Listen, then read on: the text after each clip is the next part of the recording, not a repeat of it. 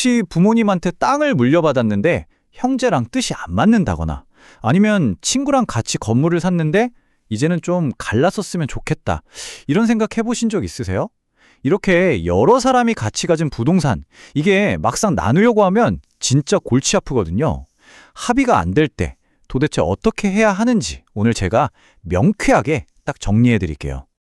네, 바로 이 질문이 오늘 이야기의 핵심이죠. 이제 그만 각자의 길을 가고 싶다. 근데 이게 감정도 얽혀 있고 법은 또 왜 이렇게 복잡해 보이는지. 하지만 걱정 마세요. 해결책은 분명히 있습니다. 제가 지금부터 그 방법을 아주 알기 쉽게 안내해 드릴게요. 자, 그럼 가장 기본적인 개념부터 한번 짚고 넘어가 볼까요? 공동소유. 말 그대로 하나의 부동산을 2명 이상이 함께 소유하고 있다는 뜻이에요. 그리고 이때 각자 가지고 있는 소유권의 비율, 이걸 법에서는 지분이라고 부릅니다. 이 지분이라는 단어 오늘 계속 나올 거니까 꼭 기억해 두세요. 바로 여기서부터 문제가 좀 복잡해집니다. 이게 아주 중요한 포인트인데요. 내 목, 즉 내 지분만 딱 떼어서 파는 건 다른 사람 동의 없이도 자유롭게 할 수 있어요. 내 거니까요. 그런데 이 부동산 전체를 통째로 팔거나 다른 용도로 바꾸려고 하면 그때는 나머지 소유자 전원의 만장일치 동의가 필요하다는 거죠. 바로 이 부분 때문에 갈등이 생기기 시작하는 겁니다. 자, 그럼 어떻게 해결해야 할까요? 뭐니 해도 가장 좋은 길, 베스트 시나리오는 역시 모두가 웃으면서 합의하는 거겠죠? 만장일치로요? 그리고 여기서 법이 우리 공동소유자들한테 아주 강력한 권리를 하나 줬어요. 그게 뭐냐면 다른 사람 허락 같은 거 필요 없이 그냥 언제든지 자, 이제 이 부동산 나눕시다 라고 요구할 수 있다는 거예요. 이 분할 요구권, 이게 바로 모든 이야기의 시작점입니다. 그래서 이 권리를 바탕으로 시도해 볼 수 있는 첫 번째이자 가장 좋은 방법, 그게 바로 협의입니다. 다 같이 모여서 이야기하는 거죠. 근데 여기서 진짜 중요한 건 단 한 명도 빠지면 안 돼요. 모두가 참여해야 합니다. 일단 이렇게 전원이 모여서 오케이 하고 합의만 되면 땅을 실제로 자르든 아니면 팔아서 돈으로 나누든 그 방법은 정말 어떻게 하든 상관없어요. 완전 자유입니다. 하지만 아시잖아요. 인생이 항상 이렇게 교과서처럼 흘러가진 않죠. 만약에 이 협의가 깨진다면? 그럼 어떻게 될까요? 맞아요. 진짜 문제는 바로 이런 상황이죠. 단 한 명이라도 난 절대 안 돼 하고 버티거나 아니면 아예 연락조차 피한다면 그럼 이 공유관계를 영원히 끝낼 수 없는 걸까요? 아닙니다. 절대 그렇지 않아요. 바로 이럴 때를 대비해서 법이 마련해둔 해결책이 있습니다. 그게 바로 공유물 분할 청구 소송이라는 거예요. 말이 좀 어렵죠. 쉽게 말해서 우리끼리는 도저히 대화가 안 되니 판사님이 좀 나서서 공정하게 나눠주세요 하고 법원에 공식적으로 요청하는 절차입니다. 그런데 이 소송에는요, 정말 중요한 규칙이 하나 있어요.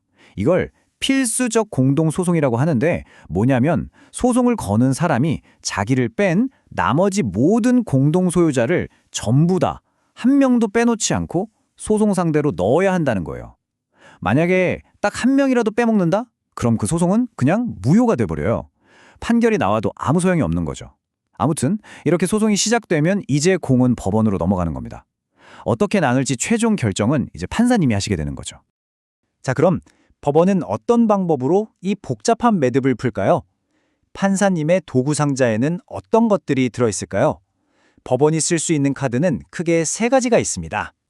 바로 이 3가지입니다. 첫째, 현물 분할. 둘째, 대금 분할. 셋째, 가격 배상. 법원은 이 3가지 카드 중에서 상황에 맞는 가장 합리적인 방법을 선택하게 되는데요. 그럼 지금부터 법원이 어떤 순서로 또 어떤 기준으로 이 방법들을 사용하는지 하나씩 차근차근 뜯어보겠습니다. 법원이 가장 먼저 고려하는, 그러니까 제일 원칙이라고 할 수 있는 건 바로 현물 분할입니다. 이름 참 직관적이죠?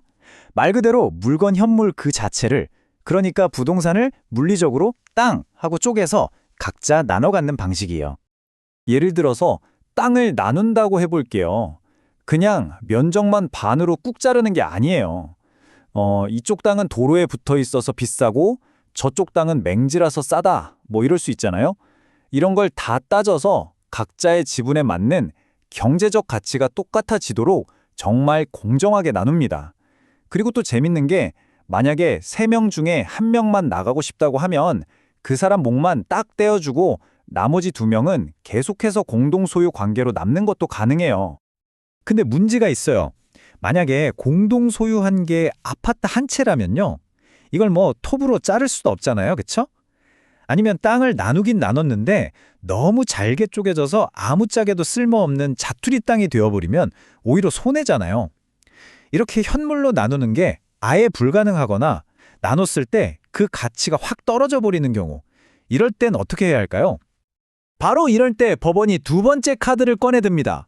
바로 대금 분할이죠. 이건 뭐냐면 아예 그 부동산을 통째로 팔아버리는 거예요. 그리고 거기서 나온 돈, 즉 대금을 지분대로 나눠 갖는 방식입니다. 방금 말씀드린 것처럼 아파트 한 채라든가 건물 한 채처럼 물리적으로 나눌 수가 없을 때, 또는 나눴다가는 오히려 가치가 뚝 떨어지는 게 너무 뻔할 때 이 방법을 씁니다. 법원이 이 부동산 경매에 붙이세요 하고 명령을 내리고요. 경매에서 팔린 돈을 각자 지분율에 맞춰서 깔끔하게 정산하는 거죠. 자, 그리고 아주 특별한 경우에만 등장하는 3번째 히든카드가 있습니다. 바로 가격 배상이라는 방법이에요. 이 가격 배상은 뭐냐면요. 여러 명의 소유자 중에서 한 명이 이 부동산 제가 다 가질게요 하는 걸 법원이 허락해 주는 거예요. 그 대신 이 사람은 나머지 소유자들한테 그 사람들 지분에 해당하는 돈을 정확하게 계산해서 현금으로 줘야 합니다. 그러니까 사실상 한 명이 법원의 관리 감독 아래에서 다른 사람들의 지분을 사들이는 것과 똑같은 거죠. 결국 이렇게 복잡해 보이는 법적 절차들이 향하는 최종 목표는 딱 하나입니다. 바로 공정한 해결. 그리고 여기서 진짜 중요한 점을 다시 한번 강조할게요. 소송을 건 사람이 저는 꼭 땅으로 나눠주세요 라고 아무리 주장해도 법원이 거기에 꼭 따를 필요는 없다는 거예요. 판사님은 모든 상황을 종합적으로 살펴보고 관련된 모든 사람들한테 가장 합리적이고 공평하다고 생각되는 해결책을 내릴 수 있는 아주 폭넓은 재량권을 가지고 있습니다. 결국 법원의 역할은 바로 이런 거죠. 여기 저울이 보여주는 것처럼 복잡하게 얽히고 설킨 이해관계를 법이라는 객관적인 잣대를 이용해서 풀어주는 거예요. 그래서 모두가 받아들일 수 있는 가장 질서 있는 마무리를 짓도록 도와주는 겁니다. 자, 오늘 이렇게 공동소유 부동산을 나누는 여러 가지 방법에 대해서 알아봤습니다.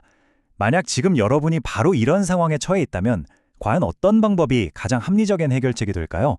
오늘 제가 설명해드린 내용들을 잘 생각해 보시면서 여러분에게 맞는 최선의 길을 한번 고민해 보시면 좋겠습니다.